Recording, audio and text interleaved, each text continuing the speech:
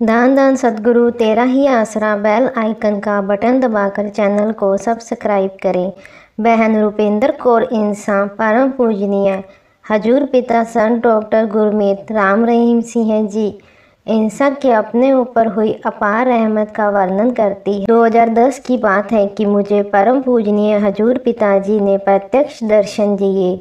पूज्य गुरुजी ने मुझसे मेरे तीनों बच्चों के कोर्सों के बारे में पूछा। मैंने कहा कि पिताजी बच्चे पढ़ रहे हैं। पिताजी ने वचन फरमाया, बेटा सब कुछ ठीक हो जाएगा। इसके कुछ दिन बाद मेरे पेट में दर्द होना शुरू हो गया।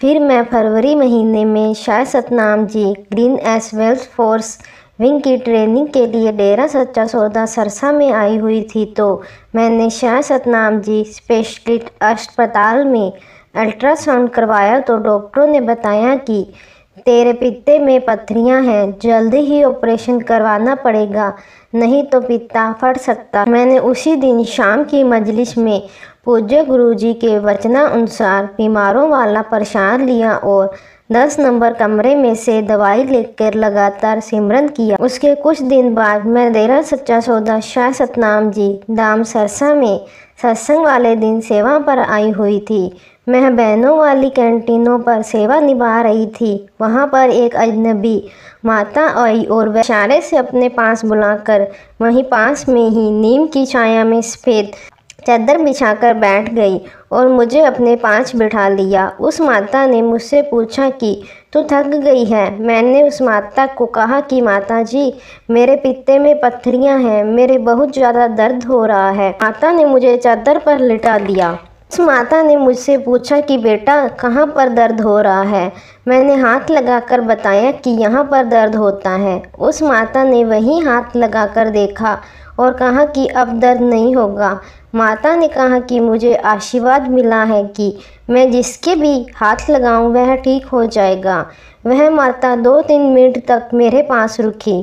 फिर उसने कहा कि बेटा तू आराम कर, मैं 50 नंबर कमरे में जाती हूँ। उस दिन के बाद मेरे कभी भी दर्द नहीं हुआ, परंतु मैं शारीरिक तौर पर कमज़ोर होती गई। कमज़ोरी महसूस करके मैंने सोचा कि ऑपरेशन तो करवा ही लेना चाहिए। मैं अपना सामान पैक करके ऑपरेशन करवाने के लिए शाह सतनाम जी स्पेशलिस्ट अस्पताल में आ गई। यहाँ आकर दोबारा अल्ट्रासाउंड करवाया तो मेरा पित्ता बिल्कुल सही था। मेरे पित्ते में कोई भी पत्थरी नहीं थी।